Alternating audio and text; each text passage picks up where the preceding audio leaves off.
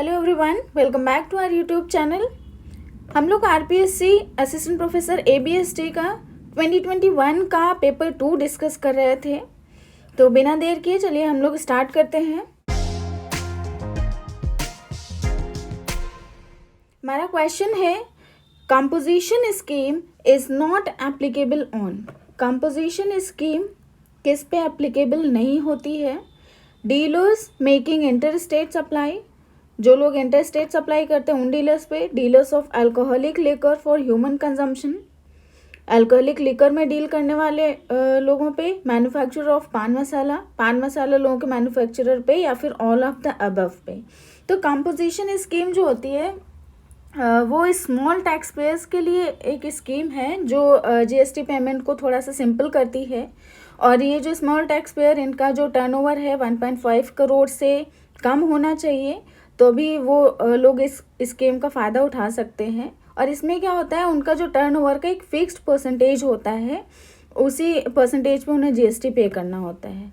तो ये composition scheme in तीनों पे ही एप्लीकेबल नहीं होती है, इसलिए करेक्ट आंसर आपका 4th होगा। नेक्स्ट क्वेश्चन है composition scheme is applicable for such small service suppliers and mixed suppliers who satisfies the basic condition. Composition scheme किस पे एप्लीकेबल होती है? ऐसे लोगों पे जो बेसिक कंडीशंस को सेटिस्फाई कर रहे हैं। The rate of tax for financial year 2020 और 21 विल बी। यहाँ पे जो रेट ऑफ टैक्स है ये इस ईयर का पूछा गया है, 2020-21 में क्या टैक्स रेट होगा। तो उस टाइम पे ये 6% का था, तो करेक्ट आंसर यहाँ पे सेकेंड होगा। नेक्स्ट क्वेश्चन है find out tax free commodity under GST act 2017 out of the following. GST act 2017 के अकॉर्डिंग टैक्स फ्री कमोडिटीज में से कौन सी है ये बतानी है। फर्स्ट आपका potato and onions, biscuits and chocolates, waste cotton, paan masala. तो पोटैटो एंड अनियंस जो भी फ्रेश वेजिटेबल्स हैं उन पे कोई भी जीएसटी नहीं लगता है, तो करेक्ट आंसर आपका फर्स्ट होगा। नेक्स्ट क्वेश्चन है if any amount of tax payable by a person to the government under provisions of GST act 2017 is not paid, the officer can recover by following modes. अगर कोई भी जो amount of tax है वो पे नहीं किया गया, चाहे पूरा ना पे किया हो या फिर थोड़ा बहुत रह गया हो, अगर पे नहीं किया है किसी टैक्स पेयर ने, तो ऑफिसर किन मोड्स के थ्रू उस अमाउंट को रिकवर कर सकता है? Recovery by deduction, recovery by sale of goods, recovery through sale of movable and immovable property, all of these। तो जो ऑफिसर है वो इन तीनों मेथड्स को यूज कर सकता है टैक्स रिकवरी के लिए, इसलिए करेक्ट आंसर आपका 4th होगा। नेक्स्ट क्वेश्चन है integrated goods and service tax is applicable on the sale of goods and services. IGST कब एप्लीकेबल होता है? Inter state sale in India, import of goods and services from out of India, above 1 and 2 both, none of the above. तो IGST आपका इन दोनों cases में applicable होता है, चाहे इंटर स्टेट सेल हो रही हो चाहे इंपोर्ट हो रहा हो, तो इसलिए करेक्ट आंसर आपका 3rd होगा। नेक्स्ट क्वेश्चन है input tax credit is allowed to. Input tax credit किसको अलाउ होता है? Anyone who has paid tax, मतलब कोई भी जिसने टैक्स पे किया हो, कोई भी रजिस्टर्ड पर्सन हो, कोई कंपोजिट डीलर हो, या फिर रजिस्टर्ड डीलर अंडर जीएसटी। तो इनपुट टैक्स क्रेडिट आईटीसी सिर्फ उसी को अलाउ होगा जो रजिस्टर्ड डीलर होगा under GST act. Correct answer 4th होगा। नेक्स्ट क्वेश्चन है GST is a matter of jurisdiction of. GST किस ज्यूरिसडिक्शन में आता है, यानी किस गवर्नमेंट के ज्यूरिसडिक्शन में आता है? Central government, state government, both central and state government, या फिर नन ऑफ द अबव। तो जीएसटी में आपका सेंट्रल और स्टेट बोथ गवर्नमेंट के जुरिस्डिक्शन में आता है। नेक्स्ट क्वेश्चन है ऑडिटिंग मीन्स। ऑडिटिंग का क्या मतलब होता है? To prepare account books, to prepare financial statements, to make adjustments in accounts, to examine the books of account. तो ऑडिटिंग का मतलब होता है जो आपने बुक्स ऑफ अकाउंट्स बनाए हैं उनको एग्जामिन करना, उनको इन्वेस्टिगेट करना। तो करेक्ट आंसर 4th होगा। नेक्स्ट क्वेश्चन है the main objective of audit is. Audit का मेन ऑब्जेक्टिव क्या होता है? Expression of opinion, detection and prevention of fraud and errors, यानी आप ओपिनियन एक्सप्रेस कर सकते हैं या फिर जो भी आपके फ्रॉड या एरर्स हुए हैं उनको डिटेक्ट करना या फिर उनको प्रिवेंट करना. Both 1 and 2 depends on the type of audit. तो जो मेन ऑब्जेक्टिव होता है वो आपका ये दोनों ही होता है कि आप जो ऑडिटर होता है अपनी ओपिनियन भी एक्सप्रेस करता है और जो गलतियां हुई हैं उनको भी आइडेंटिफाई करता है, उनको प्रिवेंट करता है. नेक्स्ट क्वेश्चन है, in which type of audit checking is done on the basis of wisdom, faithfulness and economy. किस टाइप के ऑडिट में जो चेकिंग होती है वो विजडम, फेथफुलनेस और इकोनॉमी के बेसिस पे होती है. तो जहाँ मतलब ऐसी ऑडिट जहाँ पे सबसे ज़्यादा ध्यान दिया जाता है तो वो होता है आपका प्रॉपराइटी ऑडिट. करेक्ट आंसर थर्ड होगा. नेक्स्ट क्वेश्चन है, internal control includes. Internal control में क्या क्या आता है? इंटरनल चेक, इंटरनल ऑडिट या फिर both, above both, none of the above. तो इंटरनल कंट्रोल में ये दोनों ही आता है, इंटरनल चेक भी आता है, इंटरनल ऑडिट भी आता है, तो इसलिए अबव हो जाएगा 1 and 2. Next question, in vouching the auditor verifies. Vouching में ऑडिटर वेरीफाई करता है, क्या वेरीफाई करता है? Only the right of transaction, only certification of transaction, right and certification of transaction both, only arithmetical accuracy of transactions. तो auditor जो है वो ट्रांजैक्शन का राइट और सर्टिफिकेशन दोनों को ही वेरीफाई करता है. करेक्ट आंसर थर्ड होगा. नेक्स्ट क्वेश्चन है, verification of liabilities is done to ascertain. Verification of liabilities, liabilities को क्यों वेरीफाई किया जाता है? इंक्लूडेड इन बैलेंस शीट, ये चेक करने के लिए कि वो बैलेंस शीट में इंक्लूड की गई कि नहीं. रिलेटिंग टू बिजनेस, यानी बिजनेस से जो रिलेटेड होती हैं. और शोन एट करेक्ट वैल्यू, कि उनको सही वैल्यू पे शो किया गया है या नहीं, या फिर ऑल ऑफ द अबव. तो वेरिफिकेशन के ये आपका सभी के लिए किया जाता है, इसलिए correct answer all of the above होगा. नेक्स्ट क्वेश्चन है, audit working papers are the property of. Audit working papers, यानी जब ऑडिट हो रहा है तो ऑडिटर कुछ वर्किंग पेपर के काम करता है, कुछ नोट डाउन करता है, तो उसके पास जो वर्किंग पेपर्स होते हैं वो किसकी प्रॉपर्टी होते हैं? वो ऑडिटर की ही प्रॉपर्टी होते हैं. नेक्स्ट क्वेश्चन है, auditing begins where dash ends. Auditing कब स्टार्ट होती है? जब अकाउंटिंग खत्म होती है. Accounting begins where accounting ends. Correct answer third होगा. Environmental audit is a part of. Environmental audit किस चीज़ का पार्ट है? ऑडिटिंग का है, अकाउंटिंग का है. अकाउंटिंग एंड ऑडिटिंग बोथ है, नन ऑफ द अबव. तो एनवायरमेंटल ऑडिट आपका ऑडिटिंग का पार्ट है. नेक्स्ट क्वेश्चन है, effective date of audit documentation is. यानी ऑडिट डॉक्यूमेंटेशन की जो इफेक्टिव डेट है, कब से ऑडिट डॉक्यूमेंटेशन को कंपलसरी किया गया है, वो डेट क्या थी? वो था आपका 1 अप्रैल 2009. तब से ऑडिट डॉक्यूमेंटेशन यहाँ पे अप्लाई इम्प्लीमेंटेड है.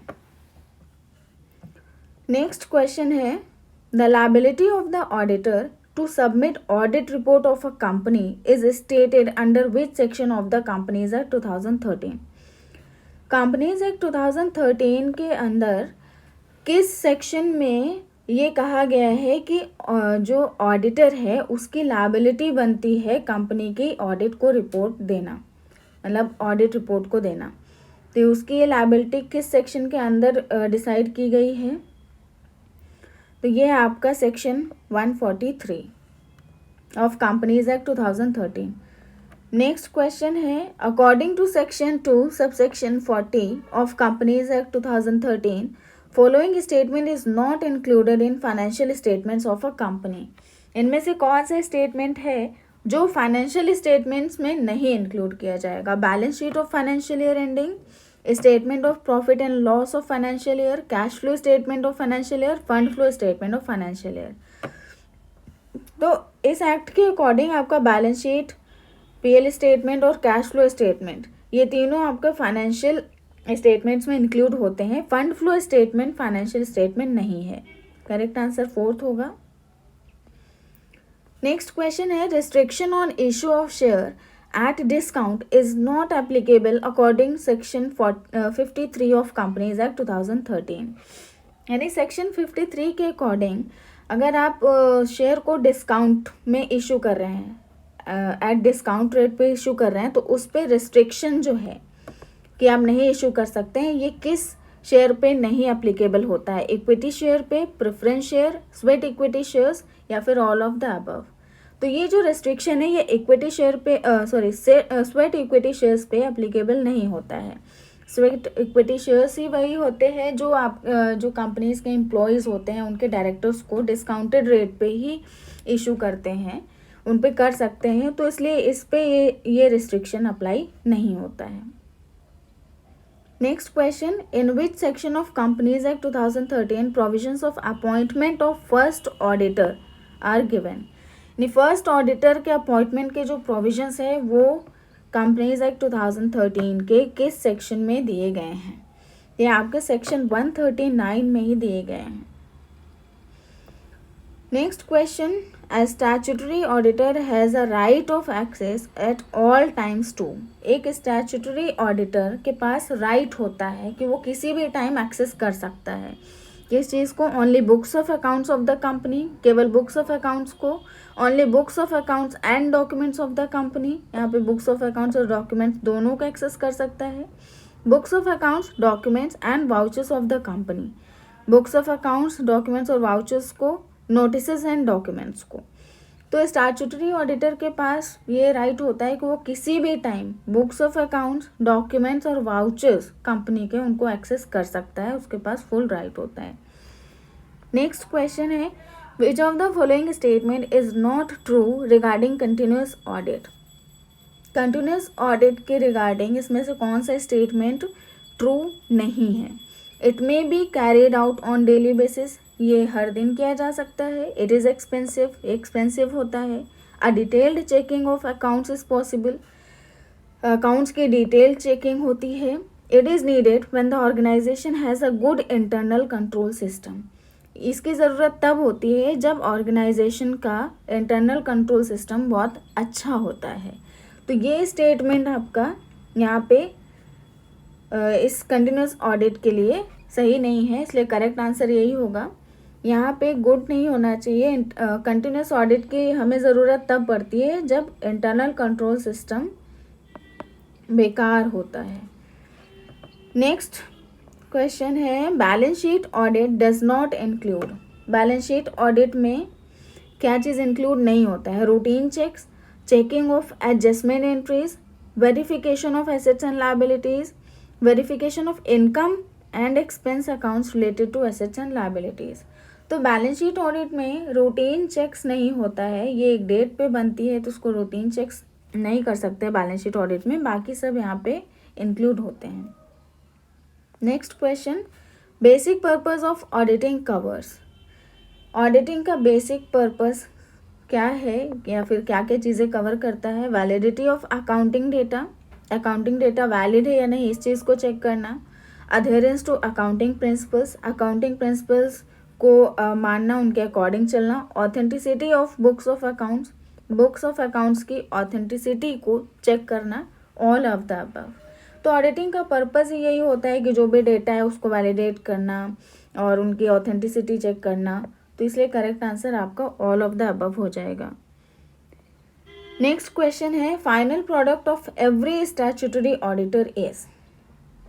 हर स्टैट्यूटरी ऑडिटर का जो फाइनल प्रोडक्ट होता है वो क्या होता है? Documents of the auditor used to examine, जो ऑडिटर डॉक्यूमेंट्स यूज करता है वो। Working papers of the auditor, audit programme या audit report.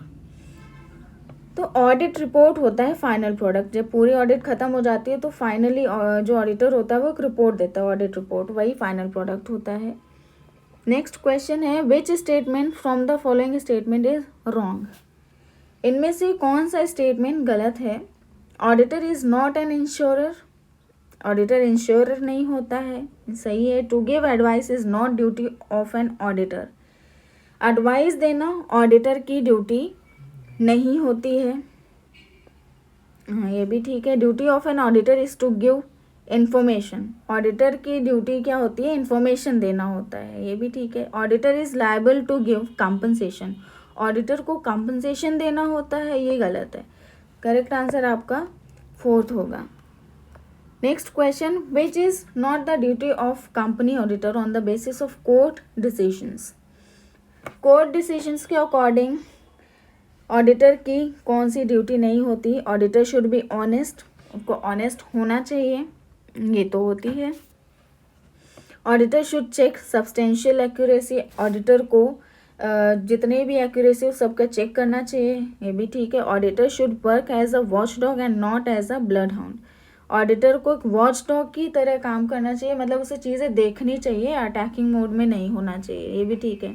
Auditor should work with suspicion, auditor को शक करना चाहिए या फिर संदेह युक्त होकर काम करना चाहिए, तो ये उसकी ड्यूटी नहीं होती है। करेक्ट आंसर 4th होगा। Next question, who will be responsible for errors in audit report if statutory auditor relies on the work of internal auditor. यानी अगर स्टैट्यूटरी ऑडिटर किसी इंटरनल ऑडिटर के काम पे रिलाई कर रहा है, यानी वो उस पर ट्रस्ट कर रहा है, उसको अपना काम दे दिया है, तो अगर उस रिपोर्ट में कोई गलती निकल आई तो उसके लिए रिस्पॉन्सिबल कौन होगा। तो उसके लिए स्टैट्यूटरी ऑडिटर रिस्पॉन्सिबल होगा, मैनेजमेंट होगा, शेयर होल्डर्स, इंटरनल ऑडिटर। तो यहाँ पे स्टैट्यूटरी ऑडिटर ही रिस्पॉन्सिबल होगा क्योंकि काम उसका है, उसने दिया है, लेकिन रिस्पॉन्सिबल वही रहेगा। नेक्स्ट क्वेश्चन है, cost audit does not cover. Cost audit में क्या चीज़ कवर नहीं होती। Performance audit, propriety audit, efficiency audit, periodical audit. Cost audit में परफॉर्मेंस ऑडिट नहीं इंक्लूड होता है, बाकी ये सब होता है। आज के वीडियो में इतने क्वेश्चंस करते हैं, बाकी के क्वेश्चंस हम लोग नेक्स्ट वीडियो में करेंगे। अगर वीडियो पसंद आया हो तो लाइक एंड शेयर ज़रूर करें। ठीक है, मिलते हैं नेक्स्ट वीडियो में। Till then bye bye and take care.